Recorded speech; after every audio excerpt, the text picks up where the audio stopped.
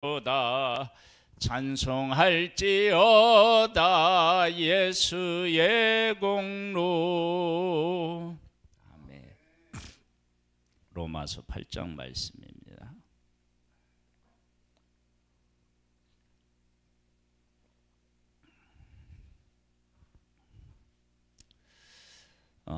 예수님의 십자가에서 죽으심과 부활의 의미를 죽음을 통한 법을 통해서 말씀하셨어요. 결혼을 했어요. 남편이 죽으면 남편의 법에서 해방되어서 아내가 아내이었던 여인이 누구와 결혼을 해도 비난할 사람이 아무도 없다. 우리가 율법에 매여서 죄의 종이었던 우리들이 예수 그리스도가 십자가에서 죽으심으로 해방되었다. 그래서 우리가 어디로 향하여 갈 수 있느냐? 예수 그리스도, 즉 믿음으로 의롭게 되는 그곳으로 가서 예수 그리스도와 하나가 되어서 의를 누리며 살아갈 수 있는 존재가 되었다. 그 이야기를 좀 더 풀어서 우리에게 잘 설명해 주고 있는 말씀이 바로 로마서 8장이다. 그렇게 말씀드릴 수 있습니다. 보겠습니다. 그러므로 이제 그리스도 예수 안에 있는 자에게는 결코 정죄함이 없나니.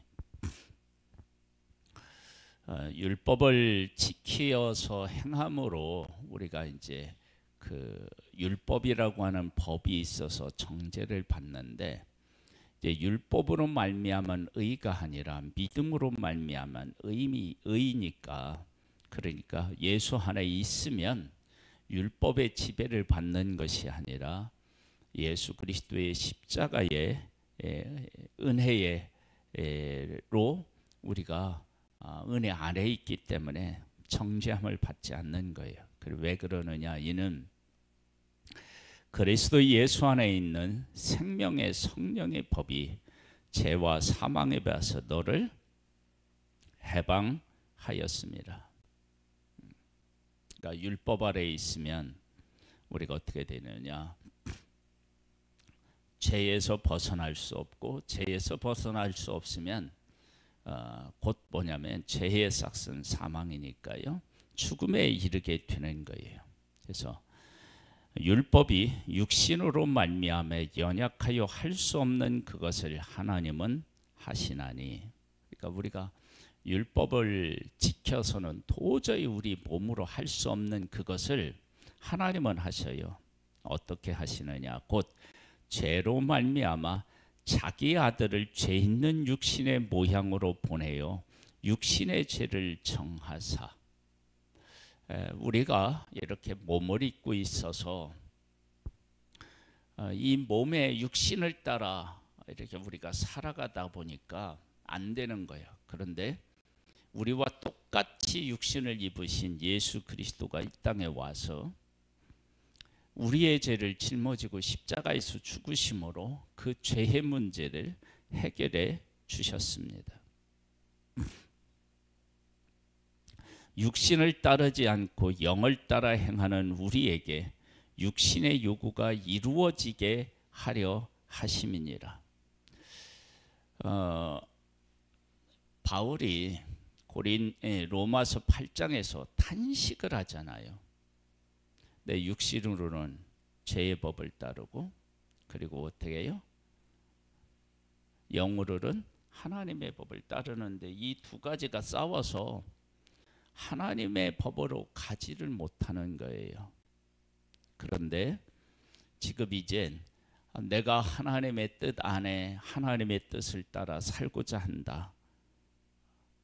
그것을 이룰 수 있도록 하셨는데, 그 이룰 수 있도록 하신 것이 무엇이냐? 그러면 예수 그리스도로 말미암아서 우리가 의롭게 되는 것, 죄의 문제를 해결해서 하나님과 더불어 살아갈 수 있도록 하는 그 일을 우리에게 이루신 거예요. 5절, 육신을 따르는 자는 육신의 일을, 영을 따르는 자는 영의 일을 생각하나니 육신의 생각은 사망이요 영의 생각은 생명과 평안이니라. 그래서 육신의 생각이라고 하는 것은 뭐냐? 그러면은 세상의 정욕 이런 것이 아니고 율법을 따라서, 그러니까 내가 행함으로 말미암아 의롭다 얻는 쪽으로 가게 되면 어떻게 되느냐? 사망이고요. 영의 생각, 즉 예수 그리스도 안에 있는 그 사죄, 용서함, 그것을 따르는 사람에게는 생명과 평안이 우리를 지배하는 것. 왜냐하면 율법을 지켜서 행하는 일은 도저히 안 돼요. 그런데 예수 그리스도 안에 있는 믿음으로 말미암은 의는, 이것은 예수 그리스도가 죽었다가 살아나서 지금도 살아계시기 때문에 그 안에서 의로움에 대한 평안, 하나님의 심판을 면하고 구원을 받을 수 있다는 그 평안을 우리가 누릴 수 있는 것입니다. 왜? 그것은 폐하여지지 않기 때문입니다. 육신의 생각은 하나님과 원수가 되나니 이는 하나님의 법에 굴복하지 아니할 뿐 아니라 할 수도 없습니다. 하나님의 법에 굴복하지도 않고 할 수도 없어요. 즉 율법을 지켜서 내가 행하겠다 그러면 어떻게 그것을 버리고 예수 그리스도를 의지하는 삶을 살아가겠어요? 의지하면 살지 않는 거예요. 즉 누구와 같으냐면 예수님을 만나기 전에 바울과 같은 사람이에요. 예수님을 만나지 못했던 종교 지도자들의 모습에서 그것을 우리는 확인할 수 있어요. 네가 메시아면 밝히 말해라. 그래서 메시아라고 얘기하니까 네가 하나님의 이름을 모독하느냐 그러고 죽었다고. 그것이 예수 그리스도의 십자가를 의지하지 못한 사람들의 모습인 거예요. 계속 볼까요?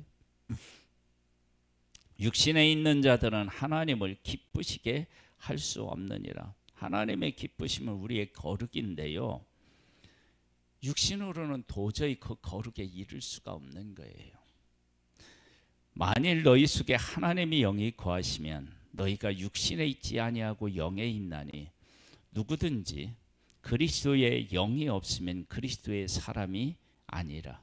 그러면 그리스도의 영이 언제 임하느냐?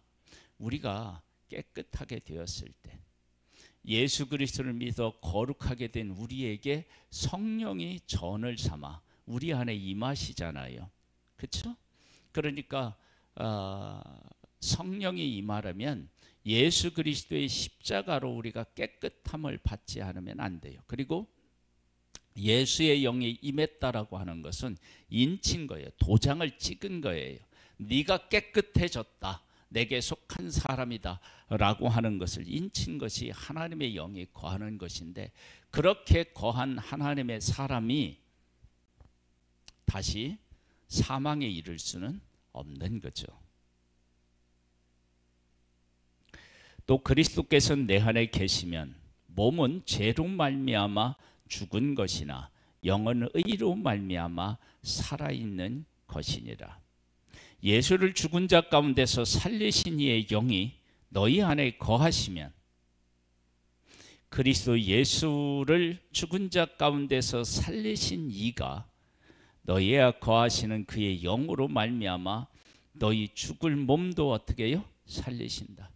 예수가 우리의 죄 때문에 죽었고 그분이 의로우셔서 다시 살아나셨듯이 우리가 죄로 말미암아 죽고 믿으면 의로 말미암아 살아나는 예수 그리스도와 같은 그러한 삶을 산 것처럼 된다. 그런 것을 우리가 볼 수 있습니다.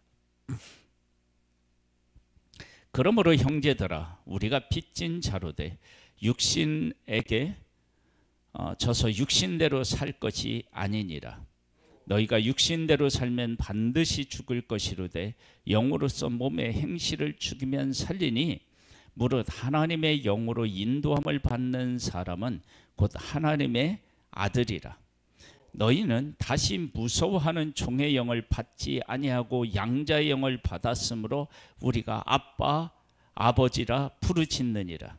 성령이 친히 우리의 영과 더불어 우리가 하나님의 자녀인 것을 증언하시냐니 자녀이면 또한 상속자 곧 하나님의 상속자여 그리스도와 함께한 상속자니 우리가 그와 함께 영광을 받기 위하여 고난도 함께 받아야 할 것이니라. 할렐루야. 우리가 이제 하나님을 어떻게 부를 수 있느냐? 아빠 아버지라 부를 수 있게 되었다. 이것은 관계라고 그랬어요. 관계는 끊어지는 것이 아닙니다. 그래서 하나님께서 예수 그리스도라고 하는 아들을 보내서 우리를 위해서 죽으셔서 우리가 그 아들을 믿으면 자녀가 되는 권세를 얻었고, 그래서 하나님을 아빠 아버지라 부르는 예수 그리스도가 하나님과 아버지와 아들의 관계인 것처럼 우리도 하나님 아버지가 되고 우리는 그 아들이 되는 것입니다. 그것이 바로 우리가 하나님께로부터 받은 가장 큰 은혜입니다. 그러면서 이렇게 얘기해요. 생각하건대 현재의 고난은 장차 우리에게 나타날 영광과 비교할 수 없도다. 피조물이 고대하는 바는 하나님의 아들들이 나타나는 것이니 피조물이 허무한 데 굴복하는 것은 자기의 뜻이 아니요 오직 굴복하게 하시는 이로 말미암음이라. 그 바라는 것은 피조물도 썩어짐의 종로를 한 데서 해방되어 하나님의 자녀의 영광의 자유에 이르는 것이니라. 지금 여기 이제 피조물에 대한 이야기가 나와요. 인간의 죄하고 다른 피조물하고 관계가 있나요, 없나요? 있어요. 그러면 예수 그리스도 안에서 우리가 믿어서 거듭나게 되면 피조 세계와 관련이 있을까요, 없을까요? 있어야 되겠죠. 즉 뭐냐면 아담이 범죄했을 때 땅이 저주를 받아서 가시와 엉겅퀴를 냈다고요. 사람이 죄를 지었을 때 온 지구가 물로 심판을 받았잖아요. 그렇죠? 그래서 예수 그리스도 안에서 거듭나서 새로운 피조물이 생기는 것, 그것이 사실은 무엇에까지도 영향을 미치느냐 그러면 하나님이 만드신 피조 세계에까지도 영향을 미치는 거예요.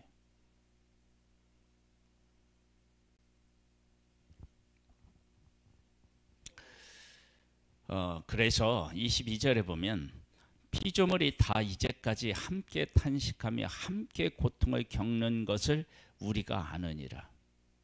그러니까 우리가 율법으로 말미암아 의롭게 되려고 아무리 했어도 안 되는 거예요. 그때 사실은 모든 것들이 다 탄식했다는 거예요. 왜? 방법이 없으니까, 길이 없으니까. 그런데 예수 그리스도께서 오셔서 새로운 살 길을 열어놓으셨는데 이 새로운 살 길이 인간인 우리들에게 뿐만 아니라 사실은 하나님의 만든 모든 세계가 소망했던 바라는 바였다는 거예요. 그뿐 아니라 또한 우리 곧 성령의 처음 익은 열매 맺는 우리까지로 속으로 탄식하며 양자될 것 곧 우리의 몸의 속량을 기다리느니라. 우리가 소망으로 구원을 얻었음에 보이는 소망이 아니니 보는 것을 누가 바라리요. 만일 우리가 보지 못하는 것을 바라면 참음으로 기다릴지니라. 이와 같이 성령도 우리의 연약함을 도우시나니 우리는 마땅히 기도할 바를 알지 못하나 오직 성령이 말할 수 없는 탄식으로 우리를 위하여 친히 간구하시느니라. 마음을 살피시는 이가 성령의 생각을 아시나니 이는 성령이 하나님의 뜻대로 성도를 위하여 간구하심이니라. 여기서 이제 간구한다 그러면 성령이 우리에게 오면 그 성령이, 예전에는 우리가 그 율법 아래에 있어서 율법의 메인바디여서 우리가 무엇을 제대로 할 수가 없어요. 왜냐하면 거기에 종이 되었으니까 그것이 시키는 대로 해야만 했어요. 근데 예수 그리스도가 죽음으로 다시 그곳에서 해방되어서 우리가 이제 믿음으로 의롭게 함을 얻었어요. 그래서 성령이 우리 안에 왔다, 오셨다 그러면 그 성령이 무엇을 통해서 무엇을 향하여 우리로 하여금 가게 만들겠어요? 예수 그리스도에게로 가게 하고 예수 그리스도 안에서 구하게 하시는 일을 하시는 거예요. 그래서 우리가 예수 그리스도 안에서 구하면 어떻게 되느냐 그러면 요한복음에 그 15장에 나오는 포도나무하고 가지의 비유에서 깨끗하게 지면 포도나무에서 이렇게 열매를 어떻게 해요? 많이 맺는 그러한 일이 우리의 삶에서 이루어지게 됩니다. 우리가 알거니와 하나님을 사랑하는 자 그의 뜻대로 부르심을 입은 자들에게는 모든 것이 합력하여 선을 이루느니라. 여기서 모든 것을 합력하여 선을 이룬다는 것은 복음적인 관점에서 찾아보면 어떤 의미가 있느냐? 우리가요 율법을 행함으로는 의롭다함을 얻지 못해요. 율법에 매여서요 죄의 종이 되었어요. 그래서 절대 그게 안 돼요. 그러나 하나님께서 그 사실을 아시고 독생자 예수 그리스도를 보내서 우리의 죄를 짊어지고 십자가에서 죽으셨어요. 그리고 3일 만에 부활하셨어요. 우리가 그 사실을 믿으면 죄에서 해방되어서 의로운 자가 되었어요. 그러면 이 모든 것이 다 합력하여서 선을 이루는 거예요. 즉 우리가 죄의 종이 되어서 도저히 안 된다고 할 때 그때 예수 그리스도가 십자가에서 죽으시고 부활하심으로 예수 그리스도를 믿음으로 의롭게 됐다. 그러면 죄의 종이 되었던 그때 우리가 탄식하면서 하나님을 바라볼 수밖에 없는 그 상황. 그래서 하나님이 우리에게 율법을 주실 때 율법이 갖는 아주 중요한 임무가 있었죠. 그건 뭐예요? 우리의 죄를 죄되게 만들어서 하나님을 찾을 수밖에 없게 하는 거예요. 그래서 이 모든 것이 합력하여서 어떻게 돼요?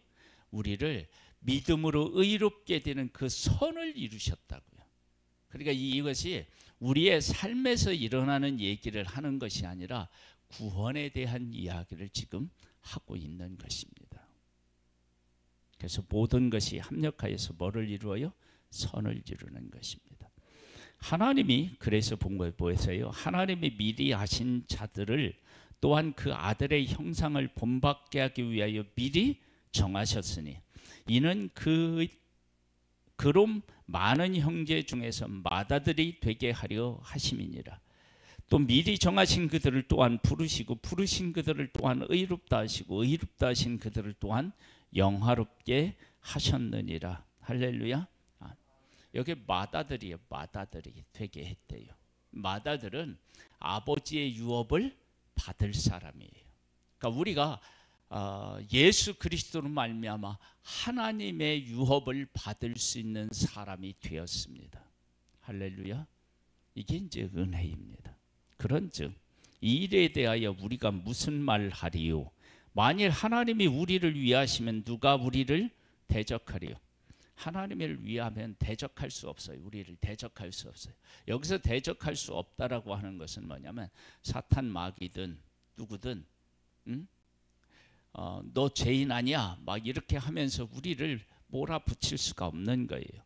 자기 아들을 아끼지 아니하시고 우리 모든 사람을 위하여 내주신 이가 어찌 그 아들과 함께 모든 것을 우리에게 주시지 아니하겠느냐. 모든 것을 예수 그리스도 안에서 하나님이 다 주시는 거예요. 그것은 탕자의 비유에서 아주 잘 나타나 있잖아요. 그렇죠? 다 주죠. 다. 근데 돌아온 탕자는 어떻게 했어요? 먹을 것만 해결되면.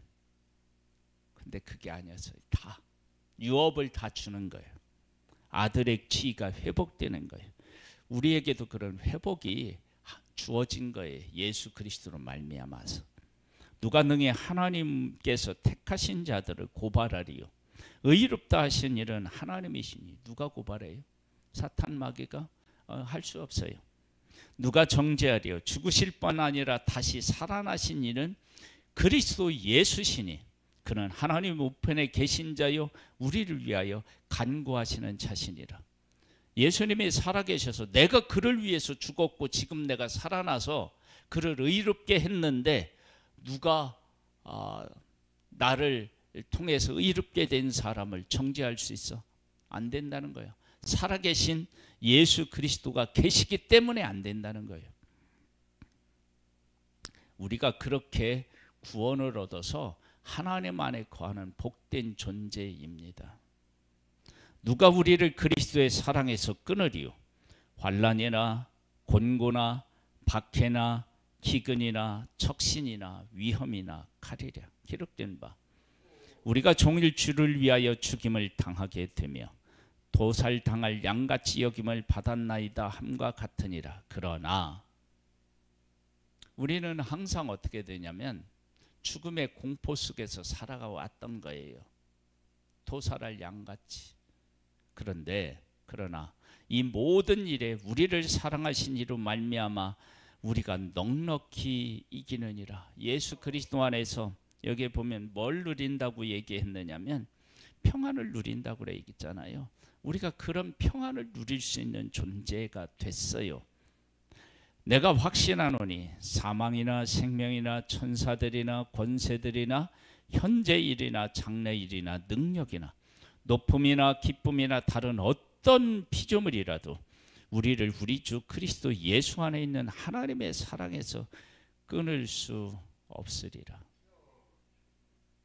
할렐루야. 우리가 그렇게 되었습니다. 그러니까 우리가 율법을 행하여야 되면은 즉 율법과 하나인 결혼 관계가 인 것처럼 되어버렸던 우리가 예수 그리스도로 말미암아서 율법으로 의롭게 되는 그것이 죽었어요. 그래서 우리는 율법을 지킴으로 의롭게 되는 것이 죽었으니까 이제 남편이 죽었으니까 이 아내가 자유로워요. 그래 어디로 가느냐? 예수 그리스도를 믿음으로 말미암아 의롭게 되는 쪽으로 붙었어요. 그래서 예수 그리스도와 하나가 되었어요. 그래서 우리가 하나 된 우리들이 어떻게 예수 그리스도 안에서 하나가 되었는지를 잘 설명하고 있는 것이 8장이라고. 그래서 우리가 예수 그리스도의 십자가에서 우리의 죄가 예수님이 죽으실 때 같이 죽고 예수님 부활하실 때 우리가 같이 부활해서 하나님을 아빠 아버지라 부를 수 있다. 그래서 이 관계는 끊을 수가 없다. 그래서 우리는 유업을 이을 맏아들이 된 것입니다. 이런 귀한 은혜를 우리가 더 확고하게 더 확실하게 깨달아 알고 예수 그리스도를 확고하게 붙잡고 이 귀한 은혜를 풍성히 누리는 귀한 하나님의 자녀로서의 삶을 사시기를 주님의 이름으로 축복합니다. 하나님 아버지 감사합니다. 예수 그리스도로 말미암아 하나님의 맏아들이 되어진 이 놀라운 사실을 우리가 고백하고 그 가운데서 누리며 살아가는 하나님의 사람들 되게 하옵소서. 성령으로 우리를 붙잡아 주시고 이끌어 주옵소서. 예수님의 이름으로 기도드립니다. 아멘. 하늘에 계신 우리 아버지요, 이름이 거룩히 여김을 받으시오며 나라에 임하옵시며 뜻이 하늘에서 이룬 것 같이 땅에서도 이루어지리이다. 오늘날 우리에게 일용할 양식을 주옵시고 우리가 우리에게 죄 지은 자를 사하여 준 것 같이 우리 죄를 사하여 주옵시고 우리를 시험에 들게 하지 마옵시고 다만 악에서 구하옵소서. 대개 나라와 권세와 영광이 아버지께 영원히 있사옵나이다. 아멘.